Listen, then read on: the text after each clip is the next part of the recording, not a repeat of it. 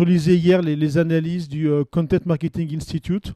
En gros, B2B, B2C confondus, il y a à peine un tiers des marketeurs qui sont satisfaits des résultats de leurs opérations de content marketing. Le content, c'est un marché à 200-250 milliards de dollars par an. Et donc, quand vous voyez que plus la moitié ne mesure pas et que 30% à peine sont contents de ce qu'ils ont fait, il y a quand même un gros problème. On reste sur une communication qui parle beaucoup sur la marque. Le branding, ça reste quelque chose d'extrêmement important dans le marketing digital. On est centré sur son produit ou sur son offre, une fois de plus, sans jamais s'occuper de ce que veulent les clients. Il y a quelques temps, j'ai vu simplement, il y a un exemple qui est super révélateur. J'ai vu une startup qui m'a dit je fais de l'infrathérapie, c'est absolument génial, pourtant ça ne marche pas. Qui connaît l'infrathérapie dans la salle? Voilà. Ils occupent toute la première page de Google sur une thématique que personne ne cherche. Et toutes les startups font ça. Toutes les startups, c'est ouais, mon produit est génial. Ok, très bien. À quel problème tu réponds? Et cet exemple avec une startup d'infrathérapie, on a la même chez les assureurs, la même dans les grandes banques, la même dans l'automobile. Et la data, c'est ça. La data, ça va vraiment permettre, quand on sait la récupérer, il y a plein d'outils. On n'a rien inventé. Les outils qu'on utilise sont des outils du marché qui sont accessibles à tout le monde.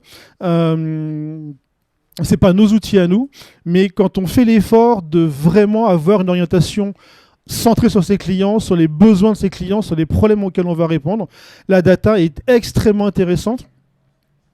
La plus grande erreur que je vois chez un de mes clients, c'est qu'il me dit, quand je le rencontre et qu'il me dit, moi ça fait 20 ans que je suis dans mon business, je connais mes clients.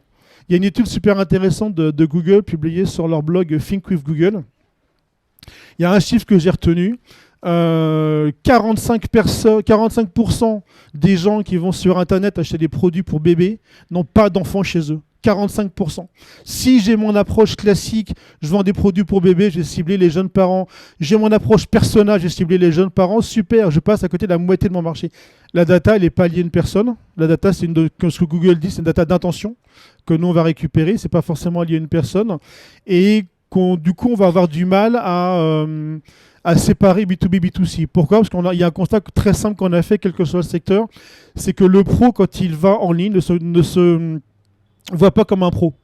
Un professionnel va pas forcément, par exemple, l'an dernier, on a bossé pour des grands groupes énergétiques, il va pas forcément rechercher de l'énergie pour les pros. Il va chercher l'efficacité énergétique, il va chercher tout un tas de sujets, il va pas forcément se présenter comme professionnel. Et ça, c'est un constat qu'on fait très très souvent, c'est que dans sa démarche d'approche du online et de recherche d'informations, le pro ne s'identifie pas forcément comme un pro. Et qui dit en fait le problème, c'est que comme un directeur marketing reste en poste en moyenne 4 ans, pourquoi j'ai m'emmerdé à bosser sur un projet à 12 ou 15 mois? De toute façon, dans 2 ans, parce que le gars est déjà là depuis 2 ans, je serai plus là, j'aurai évolué, la boîte va être revendue. Entre ne rien faire et utiliser les outils gratuits de Google, vaut mieux le faire. Ne serait-ce que déjà, sur mon marché où personne ne fait rien, je prends un Google Trends, un Google Keyword Planner, c'est très très très très basique, mais entre ça et celui qui fait rien, déjà, il y a un univers. Après, entre ces outils-là et les outils payants, là, il y a encore un autre univers.